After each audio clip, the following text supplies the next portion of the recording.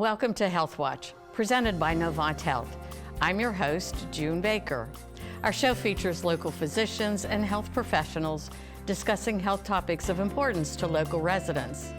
Today we'll talk with Dr. Kaylan Edwards of Novant Health Pediatrics, Brunswick, who will share some important health reminders and safety tips for kids during the holidays.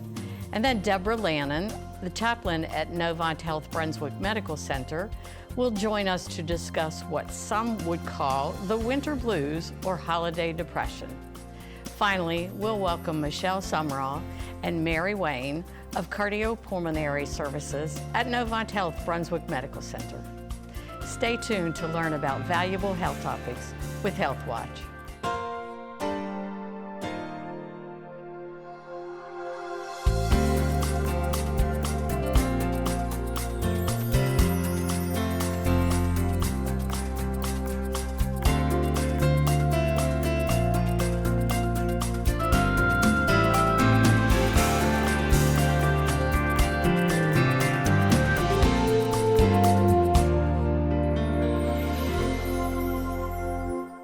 First, let's welcome Dr. Kaylan Edwards of Novant Health Pediatrics, Brunswick. Dr. Edwards, thanks for coming on the show again. I'm so excited to have you here. Thanks for having me. You're quite welcome. Some of our viewers may not have met you the first few times you were on, so let's remind them a little bit about your background and your education. So it's Kaylan Edwards, and I grew up outside of Raleigh. My family is all from Whiteville, so I spent a lot of my time. You say it right, too. Yeah, Whiteville. I spent a lot of my childhood really in Columbus County and Brunswick County. I went to college in Raleigh at Meredith College, and then went to East Carolina for all of my medical education as well as my residency. Great. Yeah. Yeah. Well, we have this new practice called Novant Health Pediatrics, Brunswick. Yes. So tell me a little bit about the practice. So we open on August 21st, and we have a nice new space where... Really cute furniture, too. Yes, it's awesome. We're very excited to be here. We had a great open house back in October. Got to see a lot of kids in the community. We have 2 physicians in our office, and we're seeing children of all ages from birth all the way really through college. Tell us again where it's located. So we are on Highway 17 going south. After you pass the hospital and go through Supply, we're on the right-hand side. It's called Brunswick Medical Center, and we're in the big brick building on the 2nd floor. And you have a partner there, Dr. Yes. Lori Tackman. Yes. Correct? Dr. Tackman came from the Triangle. She has years of experience. She previously was serving as the head of the nursery at several of the hospitals in Raleigh for a local private practice. So she saw all their babies, so that's a big asset to us here. Yeah, really. Yeah. Well, the holidays are almost upon us, so today we're going to talk a little bit about safety and health tips. So I was wondering if there's something, some ideas that you might have about how to keep our kids safer during those holidays. But let's start with travel. Yes. So I know that there's a lot of car traveling this time of year. So let's talk about car seats and things like that. Yes. So the big thing with car travel is making sure that we're in the right car seats and we're in them as long as we should be. So every child should be in a rear-facing car seat until they're 2 years old. Some parents ask if they're folding their legs up or kicking the back seat, but that's what the American Academy of Pediatrics recommends is the safest for the child is until 2 years old. Then they can be forward-facing. The safest place for your child to be is in the back middle seat of the car. Some parents ask, well, what if we have multiple children? Yes. So, you know, put one in the middle and then put one on one of the Either sides side. is the best you can do. And then I also remind parents that all children should be in the back seat until they're 13 years old, which seems kind of old, especially for some of our taller kids, but it's really the safest place for them to ride in the back seat until they're 13. Oh, wow. Yes. Well, I think car seat guidelines, they seem to change frequently. Right. Is there a resource for finding out about what you should be doing? Yes. So the best place I go and I tell parents about for the most up-to-date information is healthychildren.org, and it's sponsored by the American Academy of Pediatrics. And it has tons of good information on it, but you can just go there and search for car seat safety. Really? And it'll bring up everything. It has links to different car seat manufacturers and things like that. I know they're kind of hard to install. Yes. And I think there are folks around who can help you do that. Right. Usually fire departments and Yes. people like that. So. Yes. The website has good instructions for putting the car seat in, but I always encourage parents, if it's the first time you've done it and it's your first baby, better be safe than sorry. The fire department's more than happy to help. Yeah, good. All right, so the family has arrived at their destination now. So let's talk about keeping kids healthy at family gatherings and things. What can you recommend in terms of food and? Yes. So there's a few big points I tell families. So hand washing is key. Oh, yes. Making sure all hands are washed before any meals are served, before any food goes in the mouth. It seems kind of plain and simple, but there's a lot of eating around the holidays, and so just making sure that always happens. Another thing is making sure kids aren't sharing cups, which is sometimes hard to do. But you know, cold and flu season, it just passes around. A big thing is for everyone to make sure they get their flu shot to help make sure everyone's protected, because cousins and children and everybody have been in daycares, so you've been exposed to numerous children, and then they all get together and share it. So the flu shot is really key for all family members, even protecting our little ones.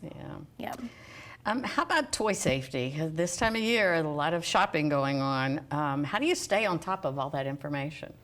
So again, healthychildren.org actually has a great page about toy safety, and it has links to the national centers that monitor safety of toys that are manufactured. So in the United States, we actually have very strict guidelines about how toys can be manufactured, and that is reviewed before they're actually put on the shelves when they come in. Healthychildren.org is a place that stays updated regularly. Oh, that's great. And so it has all sorts of toys. That seems to have everything you need to know about safety and it is. And it's such. Wonderful. So that seems like a great website. Yes. How about behavior this time of year? How do you control? You've got all these people around these gatherings and grandmas, and everybody's giving the kid a different guideline to go by. Right. So the biggest thing I tell parents is, as much as we don't sometimes see that, children like to have a routine. So children really do better when they have a routine. And so even if you're traveling across different time zones to different areas, things like that, it's best to try to keep children on their routine. Sometimes it's hard to do, especially with waking up and going to bed, staying in different places, sometimes being in a hotel, but trying to keep them on their routine as much as possible, and just asking grandparents, aunts and uncles that even though you love them so much, the best thing to do for them is try to create an environment to keep them on a routine. Right. Well, that's all really great information. Before we wrap up, is there anything else you'd like to add? I like to tell parents, if they have any questions, talk to their pediatrician. You can give any of us a call. That's why we do what we do.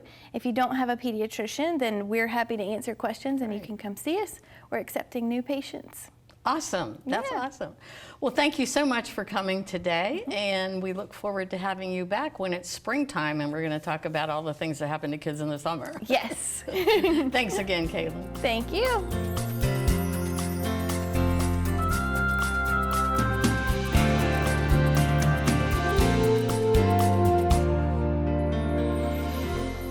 Now, let's welcome Deborah Lannon, Novant Health Brunswick Medical Center's chaplain.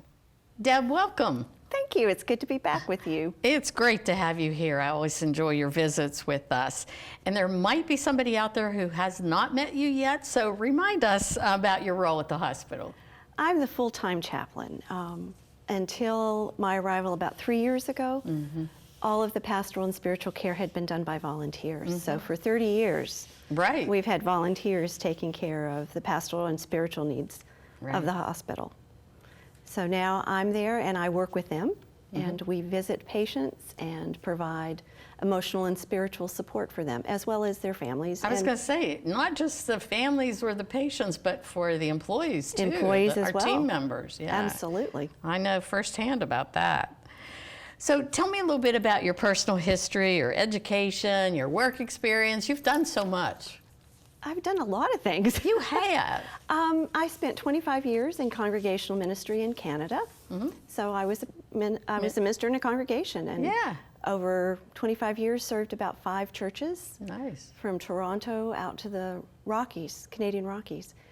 And then I took early retirement, and I thought, this is not for you. not quite yet. So I went and did my chaplaincy training, which takes a couple of years to do, and so now I'm board certified, and nice. I'm at the hospital. Yeah. Well, we feel very lucky to have you here in Brunswick County. So tell us a little bit about your role as chaplain at Novant Health Brunswick Medical Center. What does your day look like? That's a good question. It can vary from day to day. I'm sure it does. I work with the volunteer chaplains to make sure that they have the census of patients that they need to visit that day. Sure. I have my own patients that I see that are referred by the doctors, or...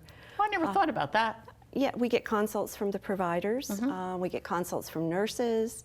A lot from the nurses. I'm walking down the hall and they remember they have somebody they want me to see, and it's, hey, come on, I need you to go see so-and-so. So I do that. I serve on committees. I'm the ethics co-chair for the hospital. Nice. So if there's an ethics consult, I help with that. Trying to think what else I do. Well, that is a lot, Deb. You are a busy woman. Let's talk a little bit about the chaplains who serve the hospital as well. Tell me what their role is. We have volunteer chaplains who are lay people as well as retired clergy, as well as active clergy, who volunteer their time to come in and round on patients, which basically means visit folks. They also provide on-call coverage after hours. Unless there's something major, then I get called. And they come from all walks of life. Most of them are retired and commit about 4 hours a week That's to great. do that. Yeah, that's great to involve the community, and that's awesome for the patients. So we're getting close to the holidays, and that's what I want to talk to you about. Okay. They can be a very sad time as well as a very happy time. So talk to me about something that you feel or experience firsthand. What is that? Lots of people, this is the first Christmas or the first Thanksgiving or the first holiday celebration after they've lost someone who died that they loved very much. And so that puts a whole different spin on it for the holidays, and it's not as happy or as joyous as it might have been. Right. So people feel a lot of stress, even people who haven't lost someone. Holidays are stressful when you They are. throw families in, and all the dynamics that come with all those gatherings. It can be overwhelming. Even if your family is a healthy one and you like your family, there's always something that goes a little sideways. There's always one. In every family, there's one. Sideways. So it's stressful no matter who you are. Can it be stressful, or do you find it stressful for team members who are working and then having patients who are having difficulty that time of year? I can imagine that it might be a dual situation there. You know, sometimes team members are away from their families over the holidays because they're taking care of patients, or there's a patient who has something similar to what's happened in their lives. So team members do experience stress and around the holidays as well. Yeah. How about grieving during the holidays? Do you have tips to help alleviate some of that? Be gentle with yourself. To yourself. Always we think, you know, I need to go here, I need to go there. We've always done this. The family wants to take care of me. You don't have to. Do whatever feels comfortable for you. You have the right to say. Well, thanks for saying that, Deb. It allows you to. That's right. If you say that to somebody. You can say no, and because you need to take care of yourself in the ways that are important for you and that feed your spirit and care for yourself while you're taking care of your loss. Yeah, because it can be very stressful during the holidays, and there's got to be some methods out there to alleviate some of that stress. Well, the basics are always eat well, sleep well, exercise. I mean, all of those things we know how to do. They're also saying, research is also saying now meditation is a really good stress relief. Yeah, I've read that.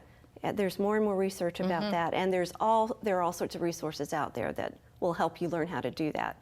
People usually think, oh no. Well, when I try it, I can't quit thinking. So I'm just always, my mind's always working, and I don't know how to turn it off. It's a practice. It's a practice. They say just let it go through like watching a leaf on a river. Just kind of watch it and bring your mind back to breath is usually how we center ourselves with that. And you say there are resources out there to learn or to teach yourself that? Oh yeah, there are all sorts of things on the internet. There are books available. Just kind of Google meditation practice and you can find a wealth of resources. Now it's hard sometimes for people who are in the hospital to exercise or do some of those things that we associate with good stress relief practices. So for those patients, we sometimes talk about gratitude.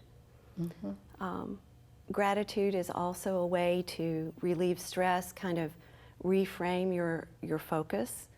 Because as we know, we see what we look for. It's like when you buy a new car, you did not realize everybody else was driving that car. Because now you're sensitive to looking for that. It's like pregnant women. They didn't know there were so many pregnant women around until they got pregnant. And now they're noticing. So if you start to look for those things that you're grateful for, even if it's, I have a bed to sleep in, or this pillow feels comfortable. If you begin that small practice of gratitude, it builds and has a greater effect down the line. Also for patients in the hospital, having somebody just to listen to them, to listen to their stories, without judgment, without trying to fix it or give advice, which is what we do. That is a powerful thing for folks, especially around the holidays when life feels not so good because you're sick and you're in the hospital, and that in and of itself is a big stress. Yeah. I'm curious if patients, when I'm sick, I don't want anybody around. I'm with you. And so I often wonder how patients in hospitals, you know, how they deal with all the comings and goings. And is it okay to say, look, I just don't want to be bothered. I don't want to talk to anybody? Absolutely. Do we have that right to feel like? Yes, you do. Anytime, I mean, you need to take your medical care. So, but you have the right to say, no, I don't want to talk to a chaplain right now. No, I don't want a volunteer to come in and round on me. You have that right. You're sick, you're there to recover and heal, and sometimes there are a lot of people in and out of your room. Yeah, there are. And I am never offended when somebody says no. You know, and I don't wake sleeping patients. Oh, good. I'll poke my head in the door, and if they're sleeping, I just back right out. Because if you can sleep while you're in the hospital, you need to. Yeah, that's true. Let's talk a little bit about the chapel. Okay. It's a very nice chapel. It is lovely. And you've had some celebrations there. Yes. And well, actually, they've all been celebrations. Either somebody's getting married, renewing vows, somebody has passed away, and we're doing a celebration of their life. Absolutely. So it gets used frequently, doesn't it? It does. And we do different celebrations throughout the year for team members and families. It's been used quite a bit for celebrations of life for volunteers who have passed. And then we do a variety of things in there. Right now we have a number of interactive stations set up to create a mindful moment for you. Awesome. So there are things like sand doodling and some water and some pictures and things like that. So you never know what you'll find when you go in there. You never know what you're going to find in there. Always a prayer book for prayer requests because we pray for those prayer requests. Prayer squares are always in there. Yeah. And little prayer books that Novant has put out with prayers of different traditions. Nice. Well, Deb, as always, this has been very inspiring, actually very helpful to me, and I appreciate that. So thank you so much for coming today, and I look forward to having you again. Thank you. It was my pleasure to be here.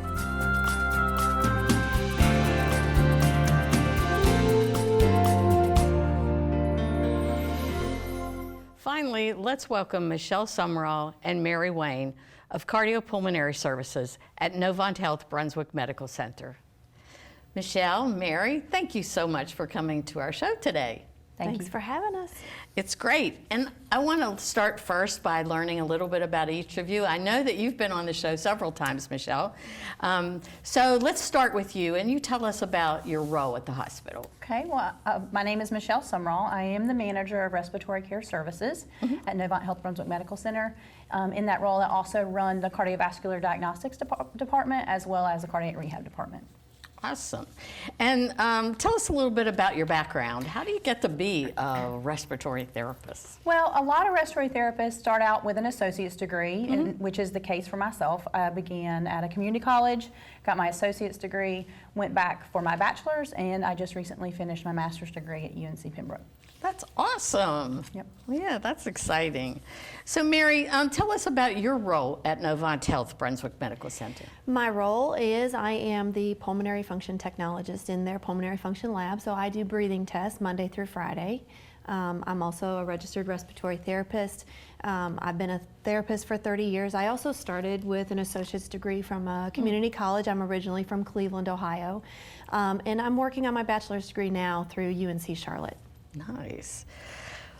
Well, that's great information. How did you get to the beach? How did you get to here from? My family vacationed at Hilton Head since I was 13 years old, and it was always my goal to be back here, be back south. I love the South. Yeah. Cleveland doesn't do much for my breathing in the winter. I am a childhood asthmatic, and that's what led me into respiratory therapy. Well, that's interesting. Yeah. Well, today I want to learn more about pulmonary function testing. Right. I think it's referred to as a PFT. Right. We hear that phrase a lot. So can you describe for me what pulmonary function testing is? Pulmonary function testing is a series of breathing tests, and it tests different areas in the lungs. We use it for diagnostic purposes to see if there is pulmonary disease. We can use it preoperatively to see if somebody can withstand anesthesia. We use it to assess any kind of respiratory treatment that the patient might be receiving to see if it's working, and we can also stage pulmonary disease with the pulmonary function testing.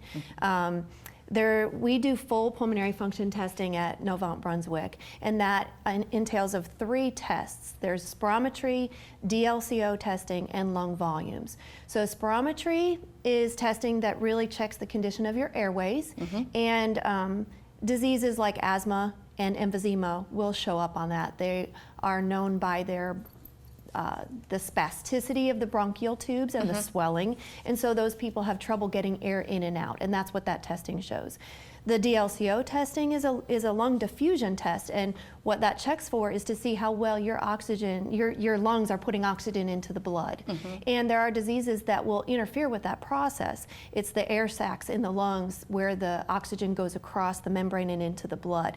And anything that blocks that could be mucus, fluid, could be scar tissue from industrial exposure or smoking. And then also the other test that we do is a lung volume test, and that kind of checks to see how much air is left in the lung when somebody blows all the way out. When you empty your lungs, they aren't always empty. There is a little air in there that keeps the alveoli or your air sacs open. The problem with air trapping is that people who lose elastic in their lungs, we all lose elastic. We lose it in our skin just as much as we lose it in our air sacs in our lungs. But that process is, it's made faster by things like smoking and industrial exposure. And so when you lose that elastic in your lungs, the elastic doesn't work well to shrink back down to the small size of the alveoli to get that air out. And so what happens is it's like an overblown balloon that never shrinks to its original shape. So there's air trapped in there that's stale and old. It's full of carbon dioxide that needs to come out so that fresh oxygen can come in. And so we look for that. Well, are there, when would you consider having tests like these? What might cause that? An unexplained cough and shortness of breath. Sometimes coughs go on for a long time, and it might not be a virus or bacteria. It might be a pulmonary disease. And also shortness of breath. People think that they're going to get short of breath as a normal sign of aging. And it's not a normal sign of aging. If you feel short of breath, you should bring it up to your doctor. And the problem with shortness of breath is that it can be a vague symptom. It can mimic other things, such as heart disease or kidney disease. And so you really want to rule out, is it the lungs or isn't it? Well, can you explain to me a little bit about what a patient might expect? What do these tests feel like, look like the setup at the hospital? How does that work? So we do the testing in a little booth. It's a glass booth. We call it a body box or a body plethysmograph. And it looks like a phone booth. Most of my patients ask me when the money's going to start flying so they can make a grab for it. But we only shut the door for one test. And there are patients who feel a little bit claustrophobic, but I sit right in front of the door, which has a full glass view so they can see me. Right. We don't cut off air or oxygen. I speak through a microphone and a speaker. But it's just a series of breathing drills. We may have somebody take a deep breath in fast and blow it out as hard and fast as they can, as long as they can. So it's all normal stuff. It doesn't hurt. It's a maximal effort test. So people feel nervous coming in because they feel short of breath to begin with. And I tell them, I see what you're saying. I tell them, don't be nervous. We can get through this. Yeah. We can take our time. We can take a break and rest in between efforts if you need to. There is a test that involves a breath hold for a short 6 seconds, and there's a test that involves panting against a closed valve. It feels like you can't get any air, but it goes very quickly, and most of my patients do very well, even if they're short of breath. I usually explain every test to them thoroughly, and then I coach them through. So I'm kind of like a coach and a cheerleader. How about insurance? Are these typically covered by insurance? Michelle, can you help me with that? So what we recommend is that for certain disease processes, they are usually covered by insurance and Medicare. But we always tell patients to reach out to their insurance provider and call them to make sure that it is going to be covered by their insurance prior to coming in. Do these tests require a physician order? They do require a physician order, but it doesn't have to be a pulmonologist. A primary care physician can order these tests. All of our tests at Novant are interpreted by a pulmonologist. So even if they are not consulting pulmonary, they will have a pulmonary assessment of the exam. So if we have viewers at home watching and they believe that one of these tests might be appropriate for them, what would you recommend they do?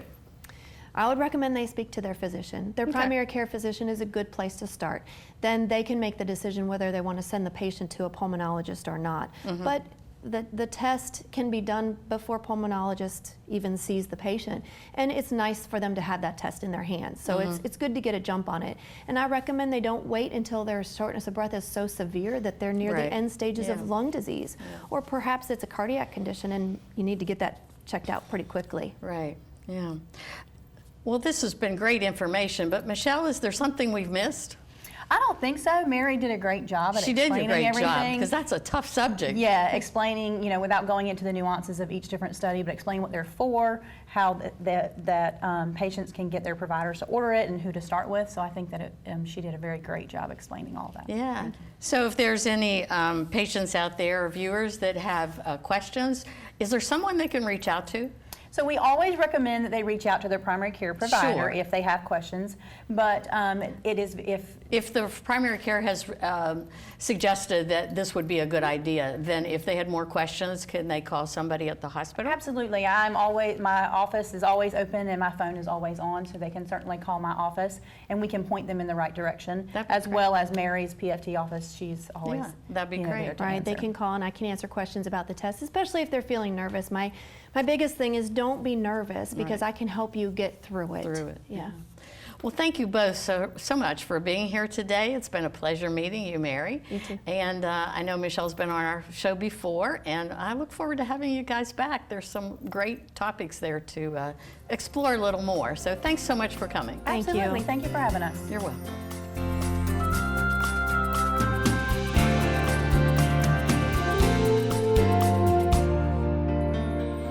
Thank you for tuning in to ATMC TV's HealthWatch. I hope this information was beneficial for you and your family. If you have any questions or topics that you would like to see discussed on a future show, please email them to atmctv@atmc.com.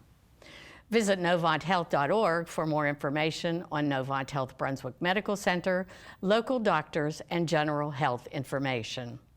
Thanks again for joining us today. Be sure to join us next time for HealthWatch on ATMC TV.